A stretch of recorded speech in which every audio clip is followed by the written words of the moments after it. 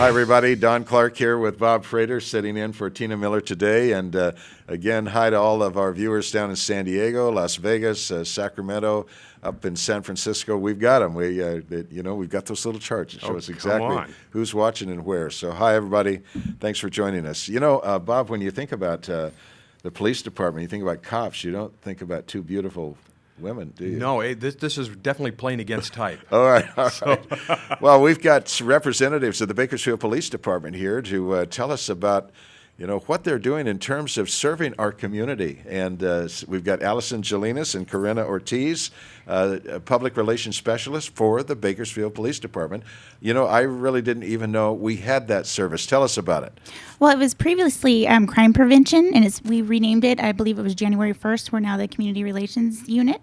And it's our job to be proactive. We go out into the community and teach people about current scams that are going on, about personal safety, current crimes that are going on, and how to prevent crime. We do a lot of neighborhood watch and things of that nature. Do you have anything to add? Well, yeah, I think it just goes back to the fact that we are trying to educate the public on things that they can do to prevent from becoming a victim. And it's one of those things where, a lot of times as law enforcement, it's a reactive. And so if we can teach our community on things that they need to do to prevent from ever becoming a victim, obviously that's ideal. We're really here to try and improve the quality of life for other than meeting with neighborhood watch organizations, how are you getting the word out? What do you do? I focus on senior programs. There's 6 ladies in our office, and we all focus on different areas. I do senior safety because seniors are so targeted for scams, and they need to know what is going on. For example, the IRS is a big scam right now. People will call and try to intimidate people into giving them money, scammers. And give us one scam. There's a grandma scam right now where people will just make phone calls, con artists. They get these telephone lists offline. You can actually Google senior call lists, and a lot of data information comes up. And they target seniors because they're so trusting. Most were raised to be polite. And they'll listen to their spiel. So with the grandma thing, they'll call and say, "Hi, Grandma." And, the trusting, thinking this is a grandchild that they might have not heard from in a while says, "Oh, hi, Billy, how are you?" So they know that they have a grandchild. They know that the child's name is Billy. They say, I'm not good, Grandma. I got into a DUI accident and I'm in jail and I need $5,000 to get out. Wow. Yeah. Please don't call my parents. I'll be embarrassed if you tell them I need you to wire me that money, and it works, unfortunately. It works. It does. Has it worked here in Bakersfield? Not that I know of. I've encountered a lot of individuals that have had people call them trying phishing. Sure. See who will take the bait. But I haven't encountered anyone that's actually been a victim here in Kern County, but nationwide. Well, it's probably because you're doing your job so well. Well, we try. Well, and I think going on further with that, a lot of times our seniors, because they're so susceptible to this, because a lot of times they're at that stage in life where if they do report it, realistically to the adult children that are taking care of them or the caregivers, that puts them at risk for losing some of their independence. Yeah. To a certain degree, that's another reason why they might be so susceptible, and maybe they're not always reporting. So we want to educate people on how to report it, ideally prevent it from ever happening, but at the same time, we do need to know what's going on, and the best way to know is to actually have it reported. The grandma scam. Can you believe? Some others you're running into. The IRS. That's a big one right now. And they use intimidation for this one. They'll call you and tell you, "I'm from the IRS. We're investigating you for tax fraud. You can clear this matter up. Otherwise, you're gonna go to jail. You owe us $3,100, or we're gonna come get you." And people are intimidated to the point that they are gonna pay it, and this works. Wow. It works. Where do they have them send the money when they demand that? Usually, they have them wire it. They'll have them wire either Western Union, or they have them buy these green dot cards or prepaid Visa, MasterCard, and they call them and load the money on there and call them back and just give them the numbers. Are you uniformed officers yourselves? No, we're non-sworn. We're civilian. All right. What can the public do to be the greatest support and help to our uniformed officers out there on the streets fighting crime?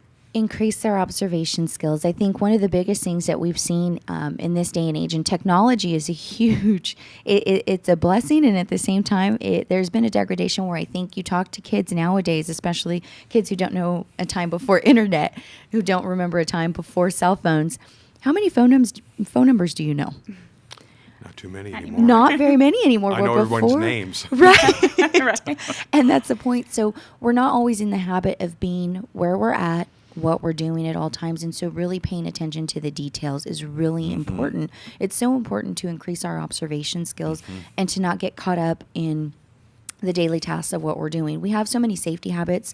In Bakersfield nowadays, we all know not to leave our homes unlocked. Right. Where 25 years ago, You could do that. You could do that. It wasn't as big of a no-no, if you will.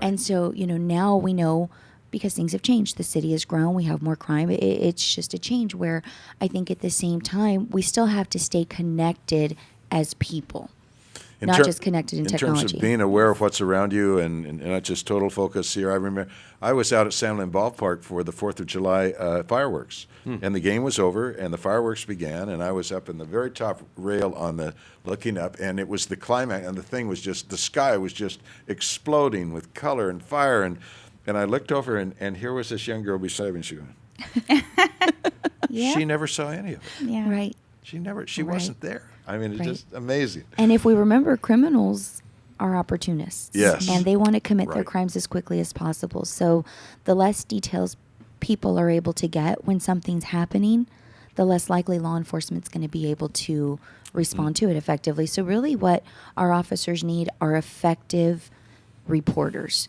So people who are paying attention, who are able to give the details. Ideally, we want to have as many layers of protection over ourselves as possible.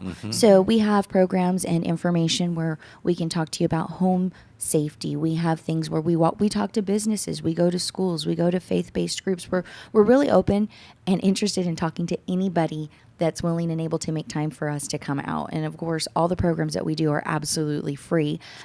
If you have special needs or circumstance, and what we'll do is we'll research it. We'll figure out, are we seeing some trends that kind of fit this? Do we see some other things that are out there that might be able to help prevent increase our deterrences? So, I mean, if it's something that's run of the mill, we can do that. If it's something that needs a little extra attention, we can do that as well. Corinna, I need to ask Chris McCullough, did we think to put up an informational super for these guests? All right, let's put it up there. There we go. Allison Jelinas, Community Relations Specialist, Bakersfield Police Department. And so, as Corinna just said, they will come to your church, your community organization, your civic group, and really share what they're doing and the things we need to be aware of. So there are the numbers, 326-3053 and 326-3922. So jot those down. And it's just Angelinas, Angelinas at Bakersfield BPD.us, not .com, .net, .us. So that's the way to get in touch with you folks. Are you getting a lot of requests to come out? Is the public waking up? We do. Oh, go ahead. I think it's pretty consistent. It's one of those things. It is unfortunate that sometimes it does seem as though it's after the fact. I mean, Sure. Yeah. that does seem to be, but it would be ideal if we could get to talk to people before anything ever happens. But a lot of times I think we're pretty complacent. We're very comfortable until something has happened. And How many of you are there? there are 5 of us currently right now. Okay, and you mentioned that you were civilians. Yes. You're not like sworn police officers. So what qualified you for this job? And if somebody ever wanted to do what you do, how do they get to do that?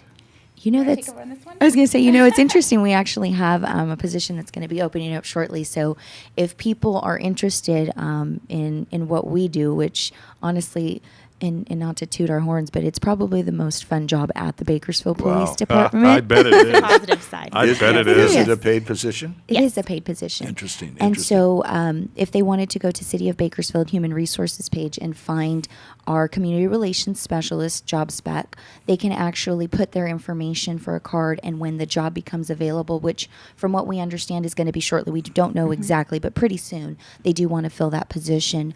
One of the things they do prefer a degree or some type of background in presentations, marketing, basically creating your own presentations and research. So Right. if you have experience in something that's similar to that, if you don't have a degree, obviously we prefer a degree.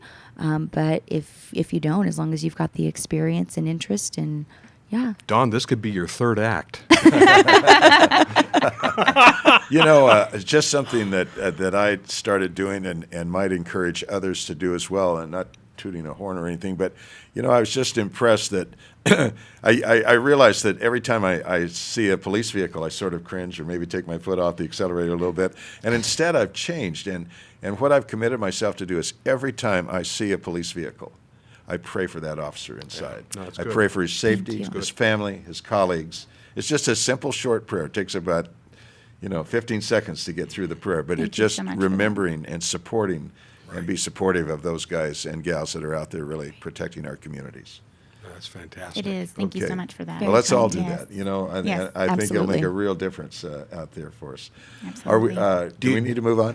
Do you speak at schools? Yes, absolutely. We do have programs that are geared towards children. We have a safe escape presentation, which is a child abduction prevention and evasion. So instead of the run of the mill stranger danger, we're trying to give kids things that are tangible that they can actually relate to. For example, one of the most dangerous actions that's out there is everyone's a stranger. So we've taken that out of the word, but the most dangerous action is somebody you don't know asking you for help.